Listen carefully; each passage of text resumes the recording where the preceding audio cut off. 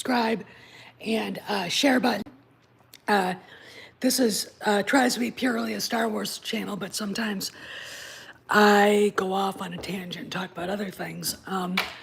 But here we are talking about Star Wars again, which is always fun and always kind of rowdy. Anyway, I'm not going to be on long. I've got things to do. We've got stuff later this week that we have to attend to. And I've got about 1 million things before we do that. So I'll try not to be on long. Last week, I put a video up of talking about Leslie Headland doing a video with the Mary Sue. I don't know who the interviewer is. And I have it downloaded on my phone just because I was actually going to upload a video tearing it apart, part by part. But really, the only parts that really stick out to me are the parts where they're talking about Ki-Adi-Mundi. And again, when they talk about, well, that was never canon about his birth, that doesn't necessarily, it's not necessarily his birth, but they're using that because people did complain about it and they glommed onto it. I mean, the people who like this trash, they glommed onto it because they can hide behind it and hide the more egregious issue, which is changing canon, literally, not just the twins, lesbian, Immaculate Conception, which is not only an attack on George Lucas, but an attack on the Catholic Church. But then Leslie, we've got her statement about that, and I've talked about it ad nauseum. She is definitely an anti-Catholic bigot. She really is a fucking bigot. Okay, so we've got that all straightened out. It's an attack on Anakin's story. Okay, and that's just the twins. But the thing about the Ki-Adi-Mundi thing that changes Phantom Menace is that it changes how the Sith were perceived by the Jedi. Because if he's there when Quagmire or Queermire or Fagmire or whatever, the femboy that was hired to play the part, showing up, slicing and dicing people, if he knows about it and the guy calls himself a Sith, he's not really, but his eyes aren't yellow. He sure as hell doesn't seem like he's one of those people who actually went out of his way to study the holocrons, both Darth Bane's and Darth Revan's. It changes that whole the Sith haven't been seen for 1,000 years. You can't tell me that giant cerebral cortex, that Ki-Adi-Mundi wouldn't remember that the how many Jedi were killed. Okay, I would think that they would remember, or he would remember. And that's the problem. But they're not. If you watch the video on the Mary Sue channel on YouTube, they're not going to have her address it. They won't address it at all. And the reason why is because they know it's an egregious issue. And this is the biggest problem. Okay. Then, guess whose name pops up? Like, I think, what is it? If it's two or more social justice warrior parasites show up, Pablo manifests. What was on the floor, like a pentagram and goat's blood, and they both said, I summoned thee 3 times, and poof, he's there. He was the one that basically told Headland she could do that. And it's like, okay, fine, that's fine. If that's what you want, if this is how it happened, now we know why it's not good. Now, nobody's saying that we didn't want a Jedi adventure set during the High Republic. What we're saying is we wanted a good one. We wanted something fun to watch. We wanted good Star Wars. And it's been too long, between Mandalorian season 2, and even, here's the deal. If 2021 had been different and Bob Chapek had said, you're hiring Gina Carano back,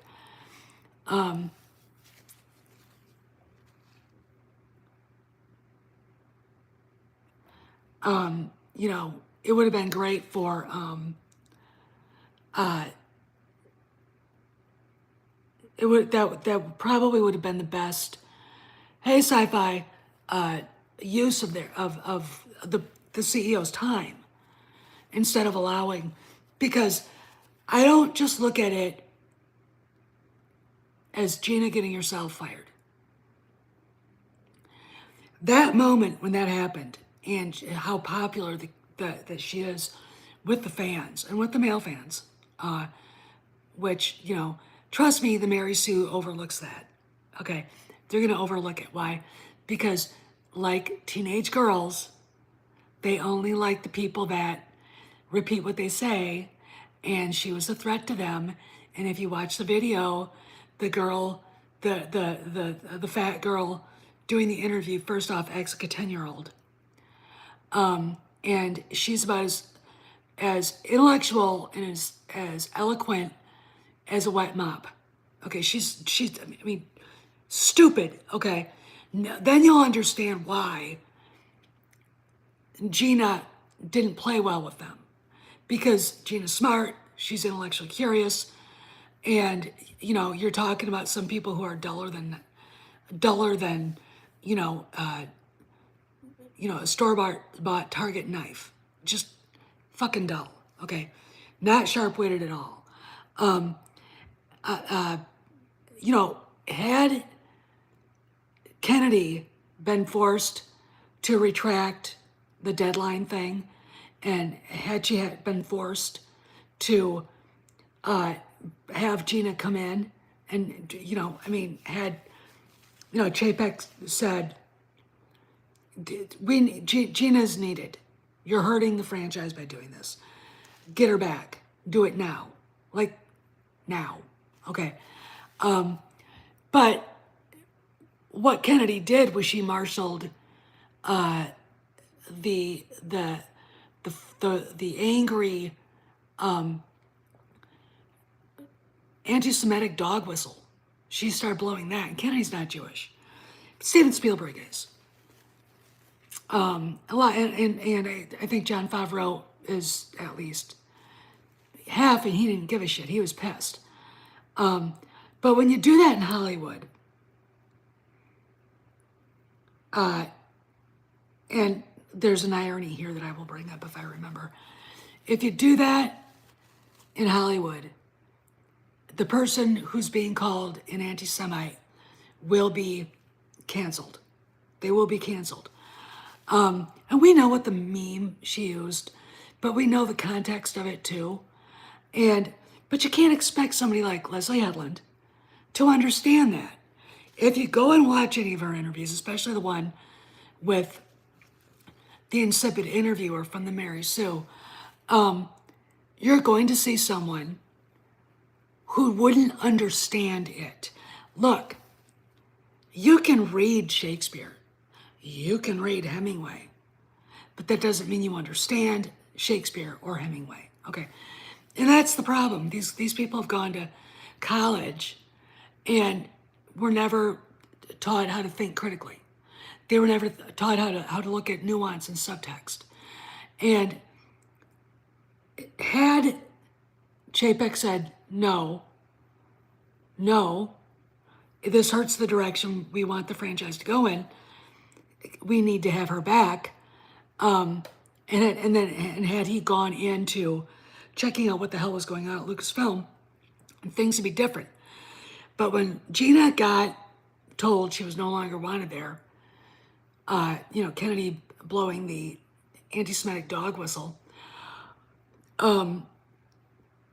that's where people got so pissed off. They didn't like the Book of Boba Fett, which it had its moments. That's been unfairly treated. Kenobi was really unfairly treated, and I've criticized the Reva subplot. And Ahsoka's been unfairly criticized. Okay, and The Mandalorian season 3 was unfairly criticized. If you're gonna sit there and watch the Book of Boba Fett and say, yeah, Kennedy was meddling, and then trash the show to the point where you are attacking Jon Favreau, you're a piece of shit. Okay, you are a piece of shit. If you are one of the people that helped meddle with the Book of Boba Fett, you are also a piece of shit. Okay, so on and so forth. And that's the truth, and I don't really care. But if you look at the Mary Sue interview, first off, I don't know, say a Hail Mary before you do it because you might lose IQ points. All right, I'm not kidding. They're that stupid. They're really that stupid. Look, I'm not one of these women that likes to go to parties and hang out with a bunch of women. I'd much rather hang out with, the guys and talk actual real stuff, because women don't. Most of the time when you get a bunch of women together, they're not interested in a real discussion of what's really going on with a movie, with a novel, with a play, with a piece of music, or politics, or anything else. And I have learned in my time that it is better to keep your emotions in check when you're talking about any of this stuff, even though I do get angry. And after, when I started this channel, my reactions to both the Force Awakens, hey Dave, and the Last Jedi, I was enraged. I have a bad temper. Okay, and I'll be perfectly blunt. That is the thorn in my side. And I don't like it when I see someone like George Lucas, like Harrison Ford, like Mark Hamill being treated badly, like Carrie Fisher, to satisfy the people that read the Mary Sue, okay, that think Leslie Headland is some sort of victim of Harvey Weinstein's. I mean, really? Before it became a liability for her to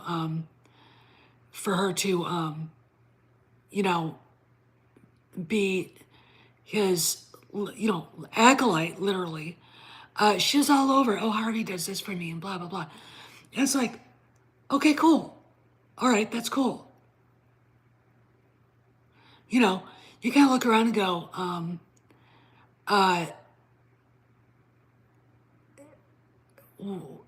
the only reason why you threw the guy under the bus is because it became politically correct in Hollywood when people started publicly shaming him to run to that side, all right? When he became a liability for her.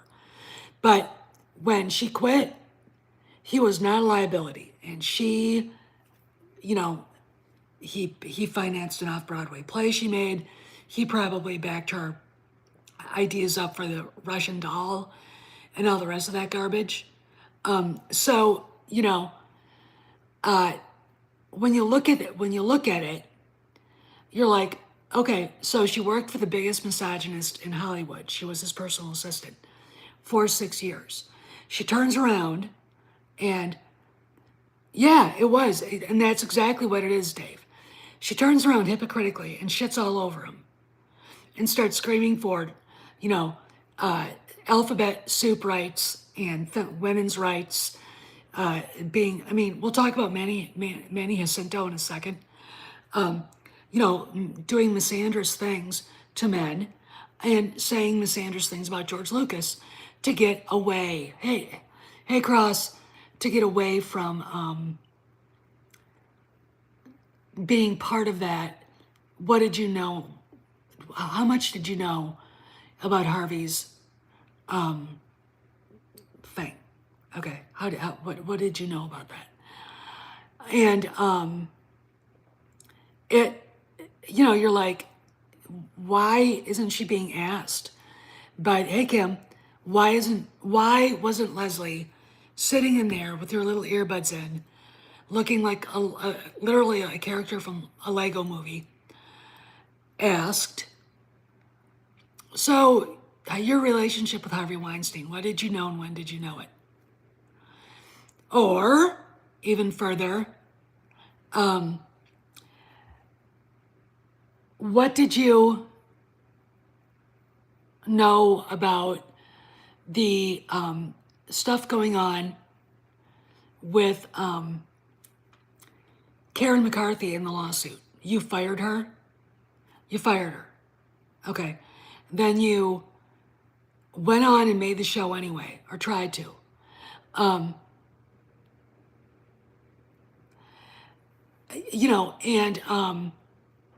it's yeah, and why was she the only PA to attain that level of success? That's a good question, Dave. Why didn't the Mary Sue ask those questions? No, I know why, and you know why. Because they have to keep up the mythology that Leslie Headland was a victim of Harvey's too. No, she wasn't, but okay, she wasn't. She wasn't at all. You kind of, hey, Mazers, that video I deleted because I watched it, I thought about re-editing it, and then I said, I'm not going to go that far. I mean, guys, I do have the interview from the Mary Sue and Leslie Headland downloaded, and I was able to cut it up, and the first part's the only part that's really interesting to me.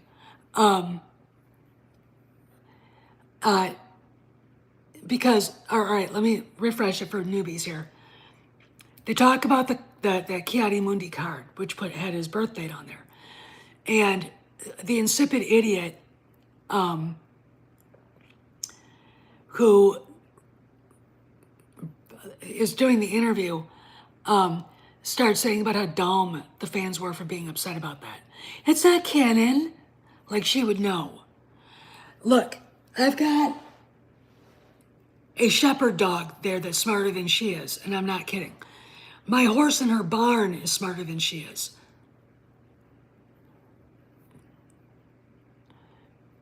Oh, I've got that. That's the upload. That's what I've got uploaded. I mean, it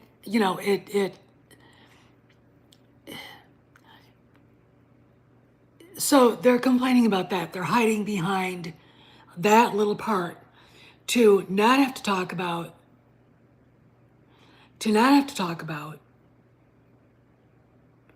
the fact that they changed the Phantom Menace. Because again, why is Chiari Mundi part of, gee, I wonder why all these Jedi are being killed?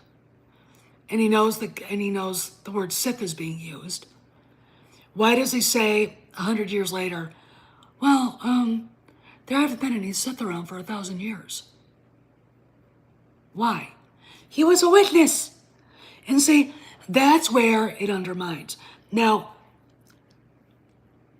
we all know that the people who really like the sequel trilogy hate George Lucas and they hate the prequels.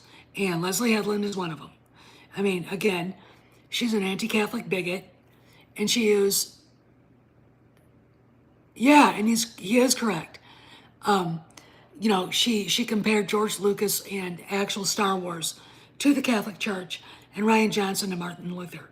So Lutherans are like, no. And Catholics are like, what the hell did we do? Why are we being involved?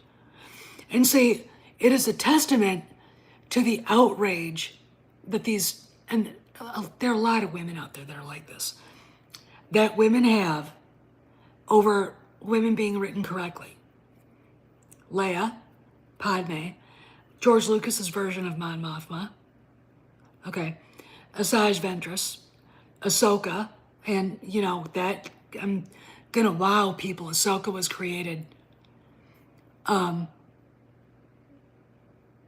Ahsoka was created during George Lucas's time, and in fact, she was part of Clone Wars for most of it.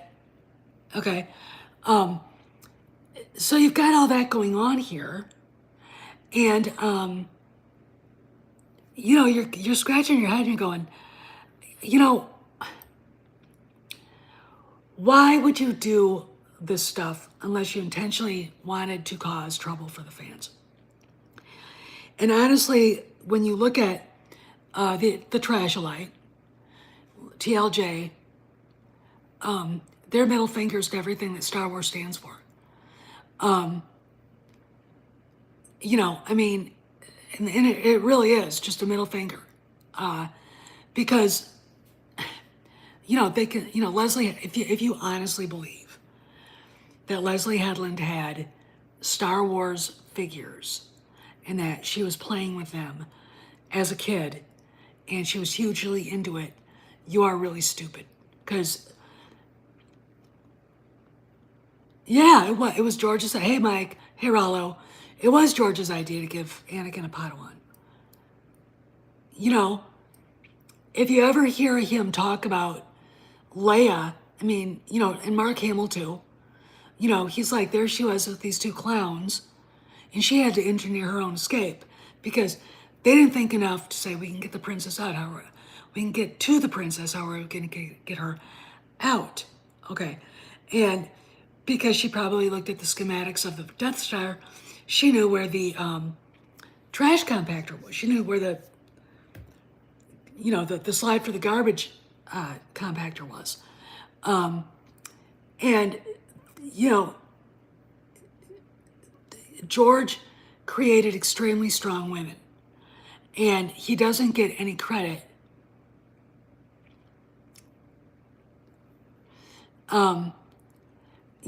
Not just going to do, he doesn't just get any credit from the Mary Sue, from Leslie Headland.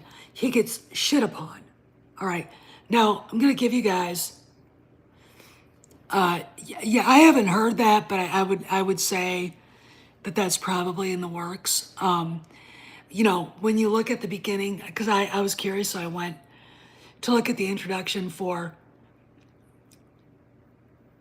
Star Wars, for the Acolyte, and Kyle Ron's mask is back on there. All right, it's back on there. And that was probably Headland doing that for Kennedy, because John is on the full, we're fixing this. We're getting rid of this, we're fixing this. Okay. And I don't see where Dave Filoni would be angry about that, because, he worked with George Lucas. He was George Lucas's right-hand man.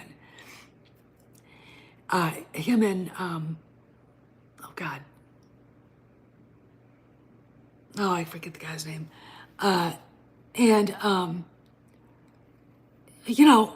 Here's my thing. If you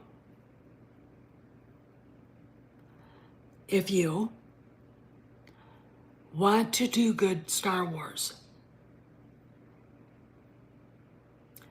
you have to listen to what the fans want, okay? Unlike Rian Johnson, who condescendingly, and I mean condescendingly, told Mark Hamill, we're doing what we want. We're doing the movie we want. So basically you're making fucking fan fiction. Okay, is that, okay? And that's what they did. And,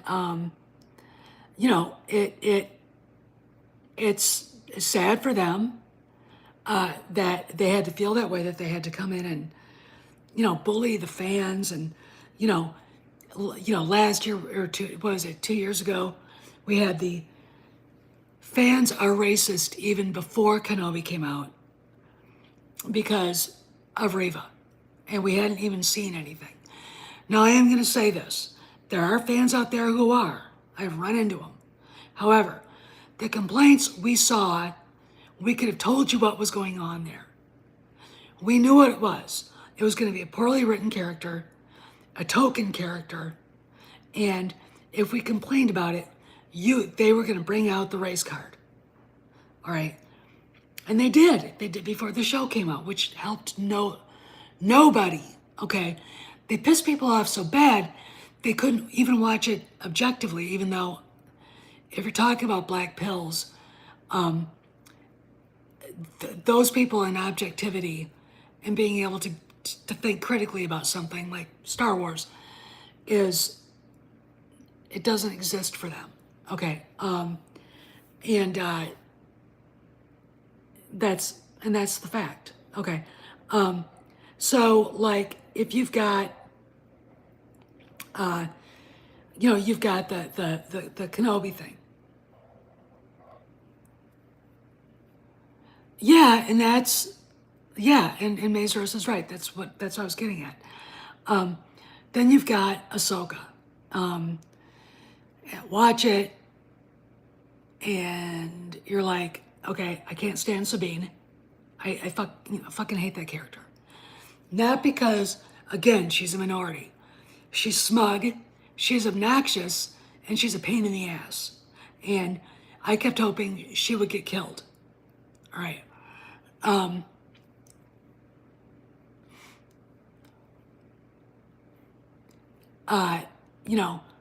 I was, because I think she sucks. When they took Harrison Dula and put her in the place of Leia, that pissed me off. But again, doing it because Kennedy would have had a stroke, which, well, I think that without George around, and having to appease Kennedy in a way, probably caused that. But I didn't like Sabine in the cartoon. I mean, he did a great job with Ezra. I mean, for the actor they chose is great, handsome. And I normally don't go for guys like that, but he was hot. I mean, he was cute. He, and did a really good job. And then of course there's Harrison Dula, who's just a throwaway character. She's there as like, almost like a sounding board. Yeah, I mean, when they show her running away from the ceremony and you hear that stupid music playing, it's like, oh God.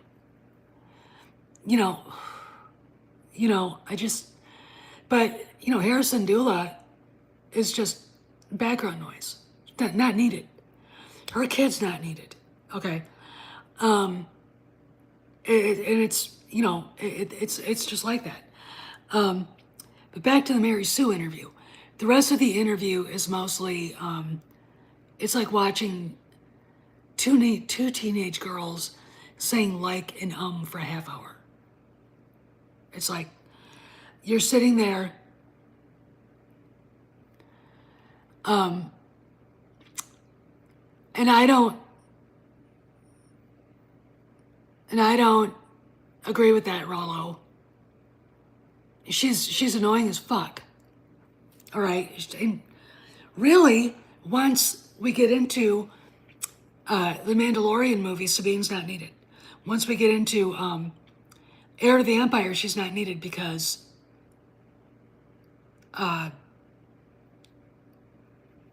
Luke will be there with Ahsoka, maybe with Quinlan Vos and others. Okay, other Jedi that survived. We don't do that shit here. So Sabine's annoying, condescending, smug, and smug, condescending characters are not fun to watch. Okay, they're not talent. Well, If we're talking about the area where Han Solo walks in, talent card, yeah. Yeah, definitely. Yeah, almost no role, there's no reason for it. Okay. Now, but they do talk about in the interview, they do talk about Manny Jacinto, who plays Quagmire. Han Solo was a man, and they can be. Okay, I don't mind that in a guy. I mind that in a woman. That's a masculine trait that women shouldn't have, because when they do, it's like, you know, let's see, women in real life that are smug. Hillary Clinton. Nancy Pelosi, ever met her, Rollo? I have. I had to work with her. She's a smug fucking bitch, okay? Women in real life that are smug. Kathy Griffin. Wanda Sykes.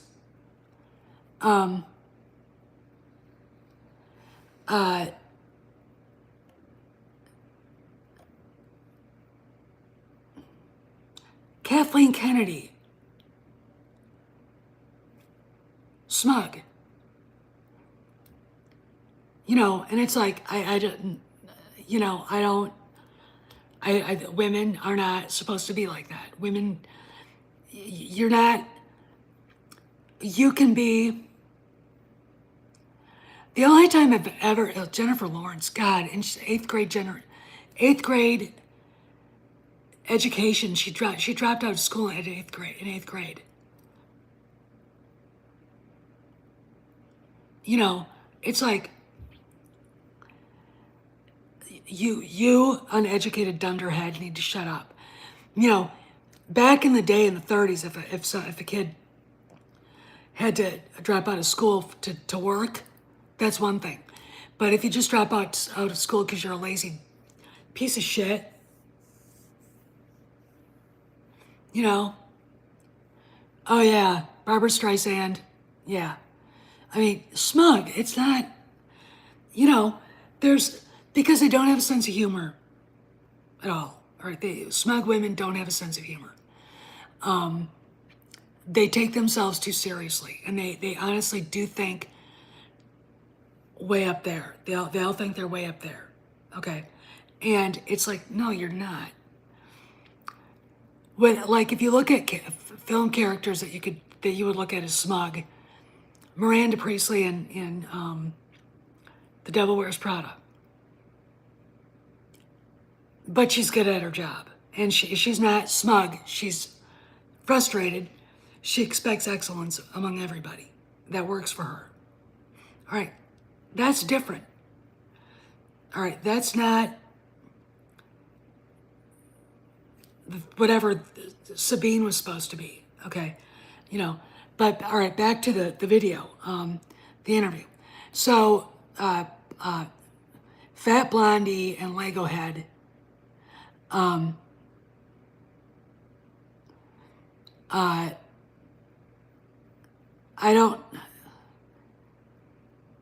don't know what she's talking about either. You know, talking about Manny Jacinto. And it's just, you don't have to hide her maze. Kim isn't trolling.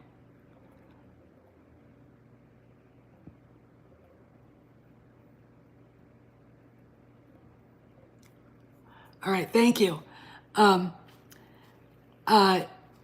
right, that's no problem, don't worry. They're basically talking about sexualizing men. All right, they're basically talking about sexualizing men. That's it. That's what it is. They have no problem doing that. Meanwhile, these are women that screamed bloody murder about Carrie Fisher in the bikini. You know, it's like, she looked pretty happy in that. You know, I mean, she was pretty like, you know, thinking, damn, I look hot. We're talking about a woman who I don't think really felt good about herself until that moment. There's nothing wrong with a woman seeing herself as sexy. But when you've got women who don't see themselves that way, who bitch about the male gaze because they're not getting it, and that, I mean, look, if you took the hawk to a girl and had, the fat Mary Sue,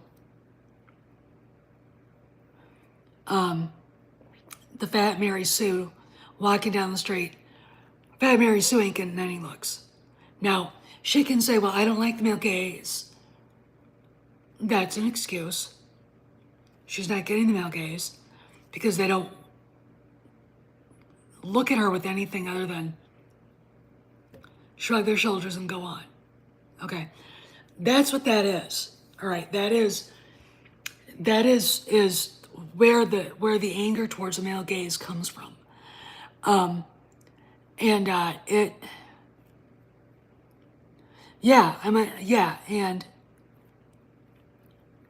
oh, we know, Kim. That's okay. That's okay. I do voice to text too, and I literally have to go through everything I do voice to text and fix it because I can't. It doesn't matter which phone you use. It's not gonna record your speech verbatim. Okay. But instead of letting women feel good about themselves, they go after the men. Talk more about Carrie Fisher. Like I said, Carrie Fisher never really felt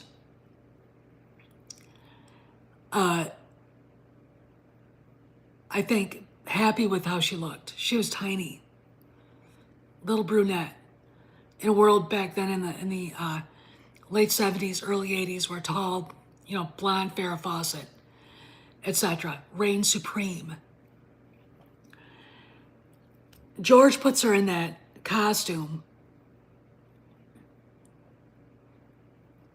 and suddenly all the boys are like, and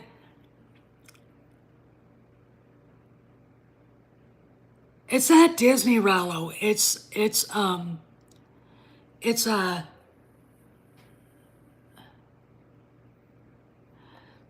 Disney. It's Lucasfilm now.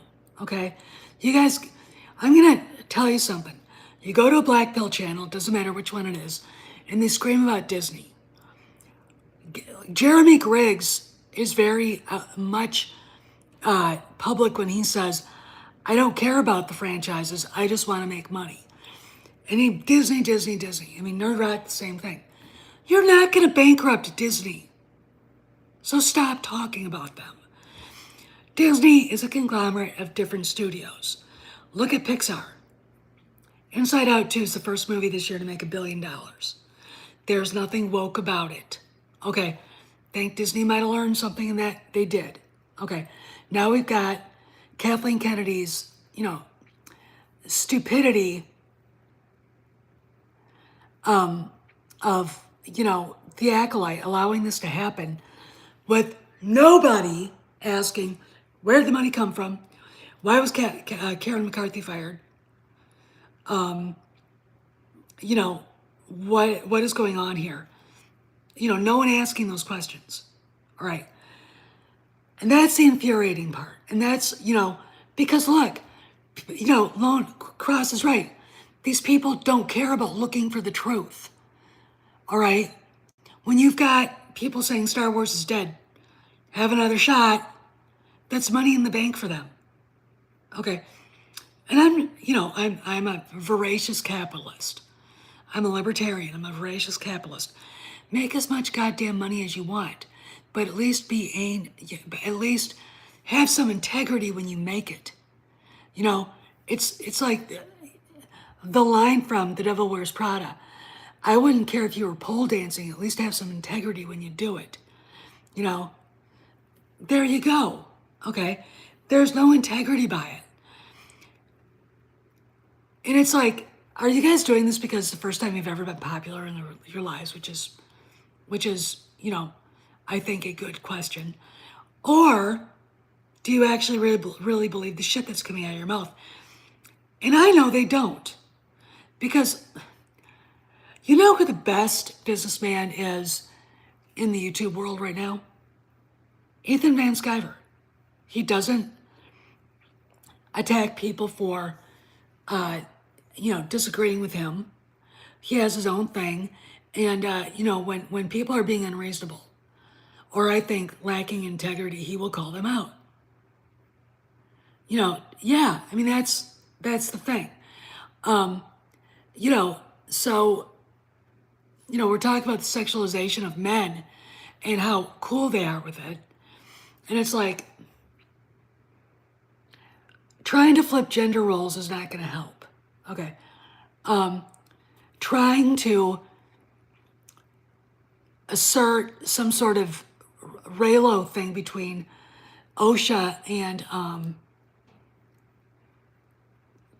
Queermeyer, I guess. I don't know how to pronounce it. It's just going to make people get grossed out. Okay. And again, this show hurts the franchise. Okay. It doesn't kill it. Anybody who says that is either an emotional 2-year-old and a cripple, or they're trying to make money. Okay. And I fine. I'm making money. I'm going to throw this out there. If it's true or not, I don't give a fuck. Good, at least you're being honest.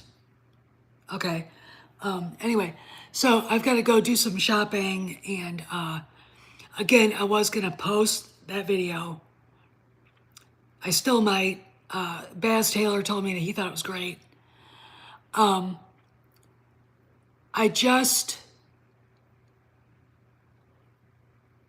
It kind of is one of those things where you don't know how far you should go.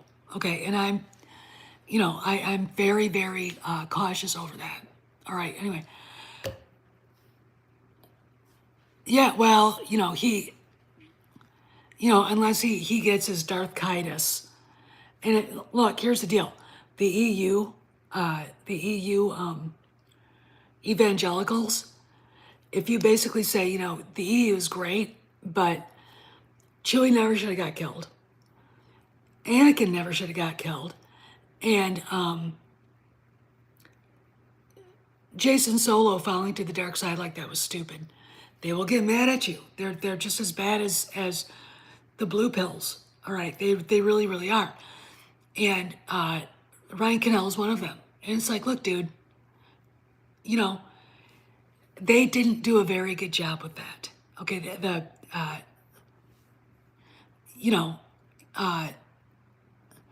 well, the Vong serve a purpose.